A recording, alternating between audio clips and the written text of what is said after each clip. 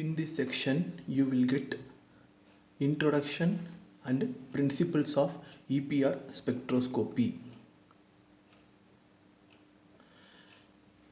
EPR spectroscopy was discovered by Zavoisky in 1944. It has wide range of application in various subjects. It has designated by different names: electron paramagnetic resonance, electron spin resonance, electron magnetic resonance. Each and every one is equivalent and emphasize with a different aspect of the same phenomenon. EPR is a branch of spectroscopy that radiation of microwave frequency is absorbed by molecules, ions or atoms possessing electrons with unpaired spins. What is unpaired spins? I have given two examples to explain unpaired spins. One is oxygen molecule and another one is square planar complex of copper complex. The molecular orbital diagram of oxygen molecule, here it's very clearly explained that the HOMO has, highest occupied molecular orbital has two unpaired electrons which is present in pi star 2p orbitals. So oxygen molecule is paramagnetic and it is EPR active, as well as the square planar complex of copper has shown in the form of crystal field splitting diagram. This diagram also very clearly shown that there is a presence of one unpaired electron in the dx square minus y square orbital. So this copper complex also will be EPR active.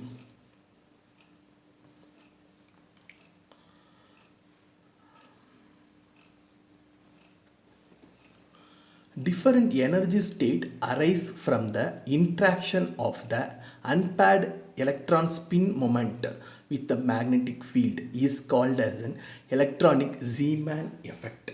That is, when you applied magnetic field, the two spin state, that is clockwise and anti-clockwise direction, anti-clockwise electron spin splitted into two different energy states.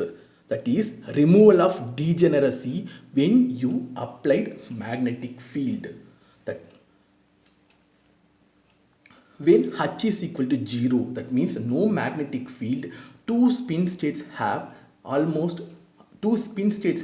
exactly same energy. Further, the Zeeman Hamiltonian for the interaction of an electron with the magnetic field is given by H cap G beta H S Z cap. G is free electron, that is the value is around 2.0023. It has two different spin. That spin operator will be shown as SZ cap. H is applied field strength, beta is electron Bohr magneton. It has the value around 9.274096 into 10 power minus 21 X erg per Gauss.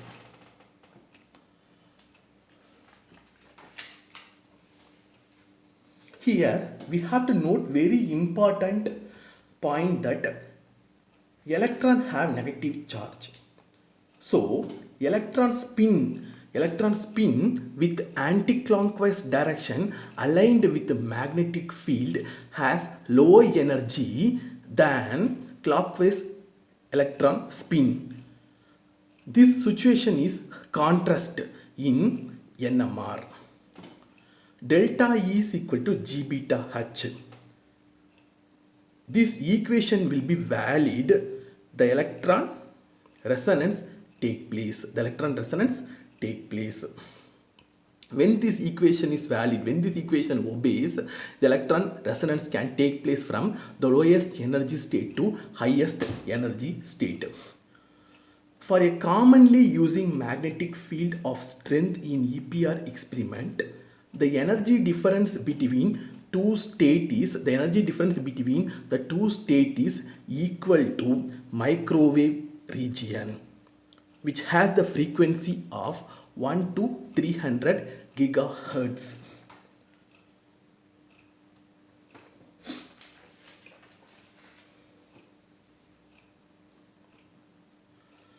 Now let me compare NMR versus EPR. Both of them have the common property of spinning of particles. Any spinning particles can behave like a small tiny bar magnet which has own magnetic dipole. Both NMR and EPR probe the interaction of magnetic dipole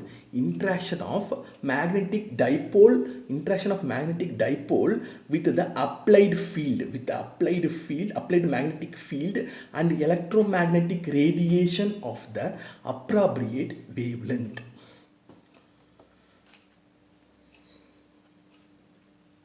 NMR is concerned with the splitting of nuclear spin states in a magnetic field. EPR is concerned with the splitting of EPR is concerned with the splitting of electronic spin states in a magnetic field. Most of the compounds are NMR active because each molecule has at least one NMR active nucleus, example proton. But not all molecules are EPR active because most stable molecules have closed electronic shell. Because of difference of mass in proton and electron, the magnetic moment of the nucleus and electron is different. As a consequence, Bohr magneton of electron is higher than nucleus. Just let me do small calculation. Assume applied magnetic field is 10,000 Gauss. If we substituted in this equation, that is delta E is equal to G beta H, delta En, that is delta E for nuclear spin state is around 42.58 megahertz. But in case of the change in spin state, that means the delta E for electron is around 28.026 gigahertz. Here the unit will be in the form of megahertz, here it will be in the form of gigahertz. That is delta En is 3 order smaller than delta EE. This can affect sensitivity of the instrument because we know sensitivity is directly proportional to frequency of radiation. Sensitivity is directly proportional to frequency of radiation. So EPR is more sensitive than NMR.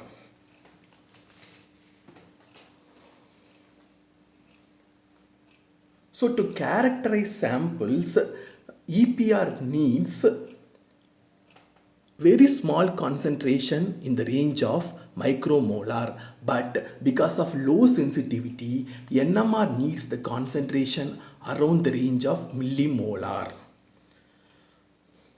For every molecule's energy of transition in EPR is measured by G value. In NMR, G is fixed.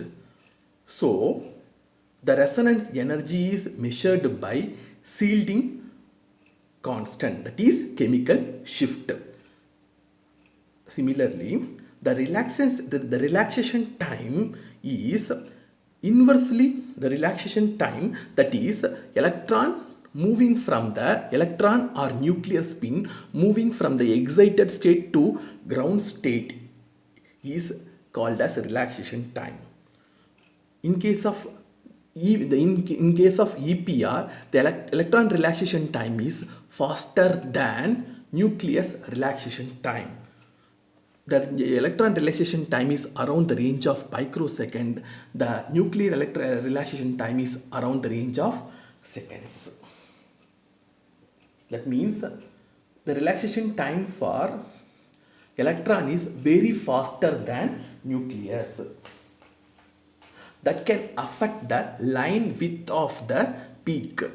The line width is inversely proportional to relaxation time. So normally EPR will show very broadened peak in the unit of megahertz, whereas NMR will show the line width in the range of hertz. That's why most of the time the characterization of the EPR sample needs low temperature to minimize the broadening of peak. Thank you.